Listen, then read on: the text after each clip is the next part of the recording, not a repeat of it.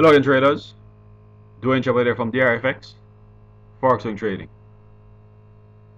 Going to be taking a look at the recent accurate forecast that I made on the Canadian Swiss franc earlier this week, which highlighted the importance of being able to avoid many of the market traps set by the currency market each month. Once we're able to identify these market traps, which tend to lead to sharp trading losses, we put ourselves in a much better position to focus on the best swing trading opportunities that can provide us with long-term profitability from this exciting trillion-dollar market.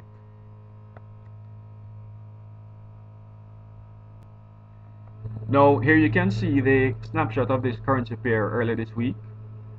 where the daily chart had given us this strong bull candle, indicating that we would see the market resume the uptrend in favor of the Canadian dollar. The market broke out above the resistance boundary of this small consolidation setup, as well as above this small downtrend line. So the break of these two boundaries, coupled with the fact that this was a very strong bull candle, gave the market a very strong probability that the market could resume this uptrend. However, I pointed out the fact that despite the break of these significant boundaries and the strength of this candle, the fact that the market had these weak candles that were formed as part of this consolidation setup and as part of this ABC signal, it increased the chance that the market would in fact reverse instead of rallying, and that we would see the market take out this bull candle and head back inside of this consolidation to essentially create what we know as a false breakout reversal signal. Taking a look at the current situation, you can see that the market did in fact reverse as predicted, creating this false breakout reversal that is now taking us back inside of the consolidation, in response to the fact that these candles here were too weak and were not strong enough to complement this bull signal and resume the uptrend in favor of the Canadian dollar.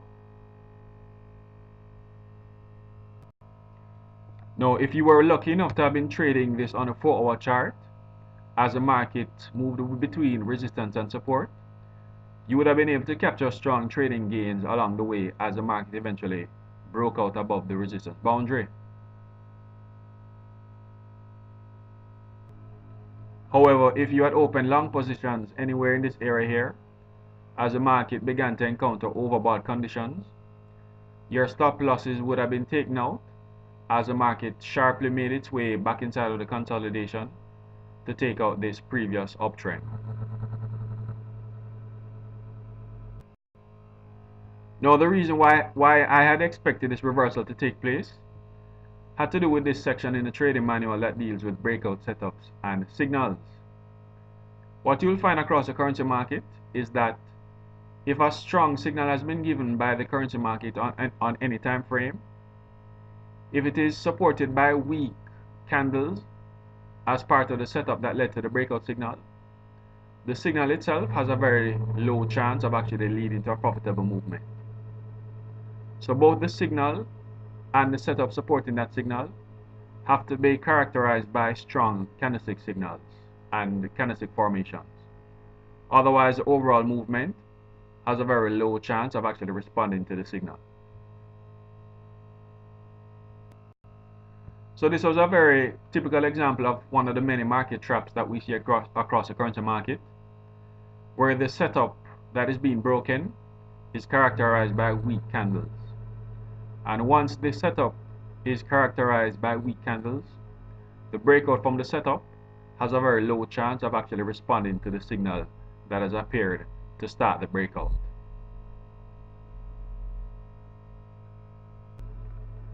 However, once you're able to identify these market traps